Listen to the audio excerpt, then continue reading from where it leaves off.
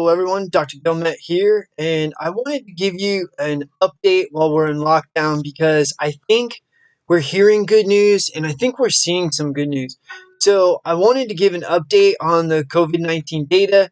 I think there actually might be some good news on several podcasts, and according to Mayor Como in New York City, which has been really hard hit, we may be seeing some signs that the curve is flattening out. So now the first thing to look at is testing. I actually read a great article from Nate Silver on 538 about testing and how important it is to take a look at that. And so if we are simply decreasing the testing or changing who we are testing, then this flattening may actually be misleading. So I wanted to look at that first. And so I was actually able to model the testing versus positives data. So you have positives here, you have testings on the y-axis, and you've got about a 99% fit. 99% of the explained change in positives is due to the amount of testing. And so for about every 5 tests that we're doing, we're getting one additional person who is sick. Okay. So for each additional person sick, we have 5 more tests, or for every 5 tests, we have an additional person sick. Okay. Either way, you can interpret that. But you can see this is a pretty decent line, pretty good fit. So what this really indicates to me is that we can see that the testing has remained relatively consistent across the data, that the increase in testing is still capturing the same proportion of sick. So there's no real changes in who we are testing. So it seems to be New York, definitely in Florida where I am at. You still need to be showing symptoms. You still need to get a script from a doctor to get tested. And so while the number of testing sites has gone up and while the speed of testing has increased, we're still finding the same number of sick people. And so that's a really important thing to understand. All right. So now we need to look at how many new cases we're actually seeing.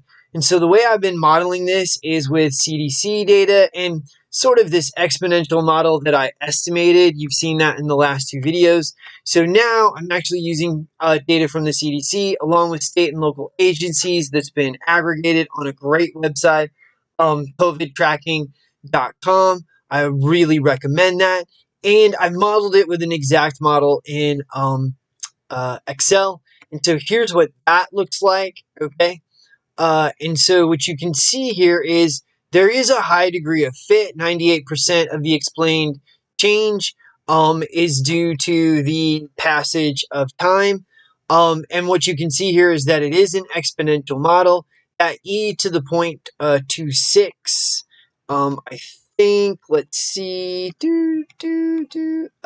is, I'm going to come down here, that's the 0.23. Okay, so that 0.228, right? So let's go back to our Word document. 0.260. All right, so let's change this to 0.260. Right, let's make sure we're 2601. Okay, 2601. That gives us about a 30% increase.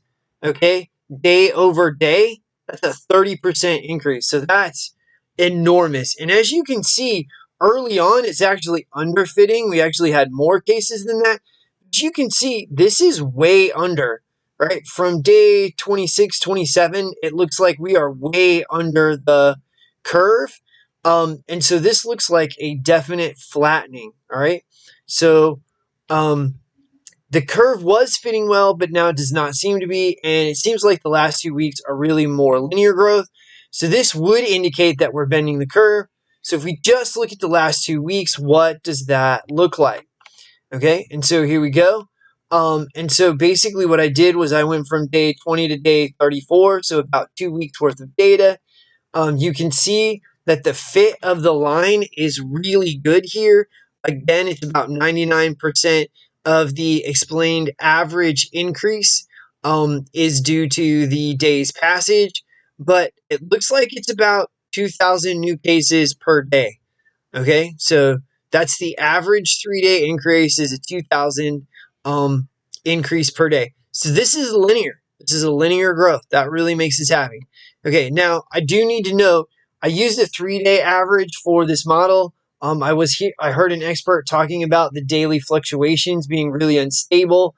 At the 3-day average actually helped to see trends better, and so that's actually what I modeled here. If you do it for the exponential, you get a very similar result as I got above. So the good news is that the number of cases is a leading indicator, which means that we are in that linear portion. It seems to be linear. It could be linear. Um, the bad news is that deaths are a lagging indicator, and the number of deaths is still growing in an exponential way. So if we come down here, we can see that our exponential growth here, which looks like the 2394, is about 27%. Okay, so this is about 27% growth day over day. It's a really tight fit. We're really close to the predictions. And so, yeah, the death may be a lagging indicator. So that means we're actually going to continue to see an increase in deaths until that data catches up and this indicator actually flattens out, which could take a month because it takes a couple of weeks for people to show up with symptoms. That's showing now. And then it takes a couple of weeks maybe for them in the hospital, from what I'm hearing. And so it could be that this doesn't flatten out for another 2 weeks. But by then, my hope is we start to see real decreases, like the daily 3-day average is actually showing decreases, a negative slope. And that would put us in what we call a logarithmic curve. And you'll actually see that in the data.